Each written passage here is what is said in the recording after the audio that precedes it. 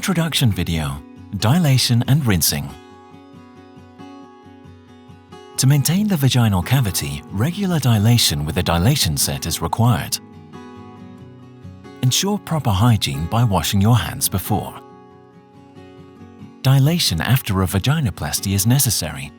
For the first year, you must dilate twice a day for 30 minutes. After the first year, dilation is required less frequently, but it remains important to regularly check whether you can still insert the same size dilator with ease and to the same depth.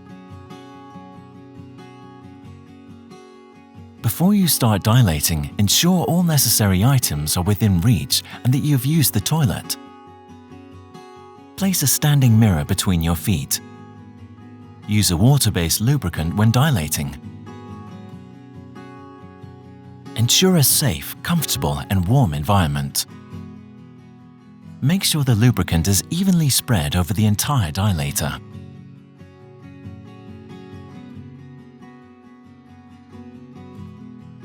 The most comfortable dilation position is lying on your back with pillows supporting your back and head in a semi-sitting position.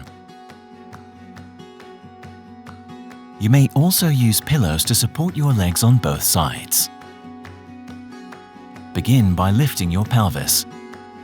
Then tilt it backwards by engaging your core and rounding your lower back.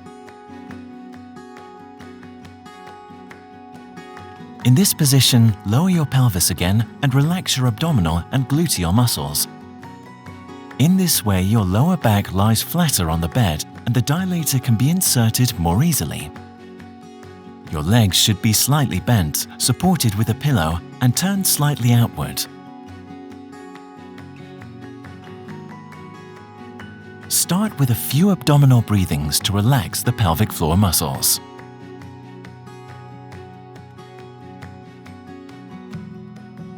After a few deep breaths, place the lubricated dilator on the perineum, the area of skin just above the anus. Then glide the tip of the dilator upwards toward the vaginal entrance. First, lay down your head on the pillow before inserting the dilator.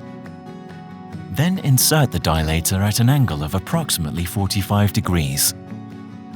Do this with gentle pressure and small rotational movements. During dilation, focus on relaxing your abdominal and pelvic floor muscles and regularly check if your stomach moves with your breathing.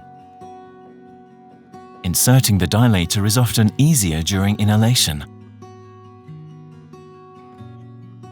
After a penile inversion vaginoplasty, dilation begins on the day that the tampon is removed in the hospital.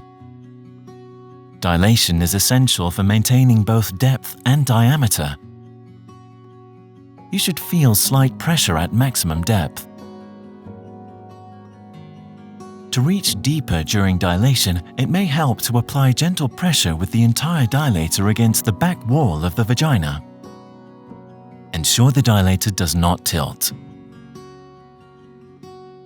When the full depth is easily reached, you can try a dilator with more diameter.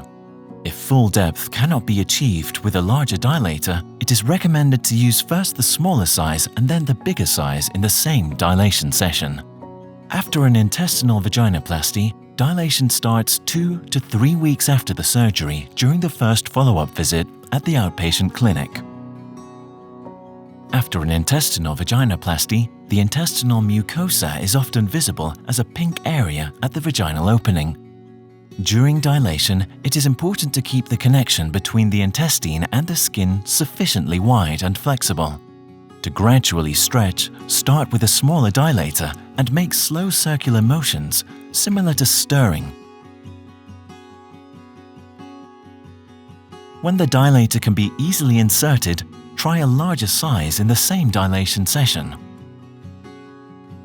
If you switch dilators during dilation or you have finished dilating, slowly rotate the dilator as you remove it.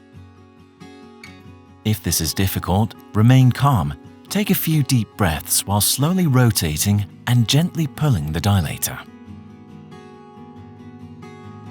To maintain vagina hygiene, both internal and external rinsing are necessary.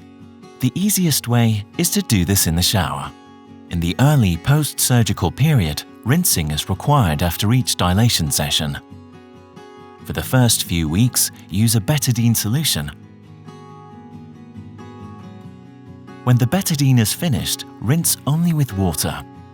Prepare the following items in the bathroom before rinsing: a small clean towel, a syringe, a rinse catheter, and a betadine solution. First, fill the syringe with the betadine solution and insert the catheter separately from the syringe as deep as possible into the vagina. Then attach the syringe to the catheter and empty it completely. Refill the syringe and continue rinsing until the fluid that comes out of the vagina is clear. In the initial phase, rinse twice a day after each dilation session. Once the wounds are closed, follow the rinsing schedule. Once the wounds are completely healed, you can use a vaginal douche filled with water.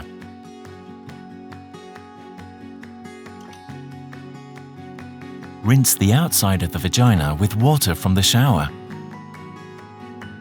Try to spread the outer labia slightly with your fingers so that the area of the inner labia, clitoris, and urethra are cleaned as well. It is also advised to rinse the outside of the vagina with shower water after each toilet visit as long as the wounds are not completely healed. Gently pat the vagina dry with a clean towel after rinsing. During the first follow-up visit after surgery, the pelvic physiotherapist will observe your dilation technique and provide tips and advice if needed. So, always bring your dilation set with you. If you experience problems with dilation or rinsing in a later stadium, contact the pelvic physiotherapist. Always remember, if you don't use it, you'll lose it. This means that failing to dilate or doing it too infrequently may lead to loss of the vaginal cavity. Continue checking regularly after the first year whether dilation is still going smoothly. Good luck with taking care of your vagina.